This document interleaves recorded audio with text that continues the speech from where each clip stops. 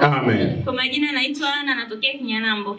Natokea Kinyanambo. Ndio, ilikuwa ni siku ya Jumamosi wiki iliyopita. Ndio. Tulikuwa tumeenda kufanya ujenzi wa kaburi la ndugu yetu. Tumeenda kujenga kule, tukaenda tena kupika, tumepika vizuri, tumehudumia chakula watu pale. Sasa vile niondoke, ghafla mguu kaanza kuniuma. Sio kwamba nilijikua, hapana, wala nilikuwa mzima kabisa. Nikashangaa ghafla mguu unaniuma. Nikasema kitu kama sio cha kawaida. Ndio. Nimetoka Lumwago mpaka Kinyanambo natembea na chechemea. Nikasema hapana, hapa kuna namna. Nimefika nyumbani bado mguu ni unauma. Nikachukua kitambaa kile cha upako, nikajifunga mguuni. Nikasema kama kuna nguvu zozote zile zitakuaibika.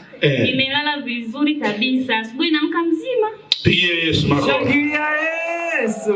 Amen. Mwambie mwenzako kujengea kaburi sio dhambi. Kujengea kaburi sio dhambi. Unaelewa ninachokisema? Amen. Mwambie mwenzako, wengine watakusema umeenda kujengea kaburi.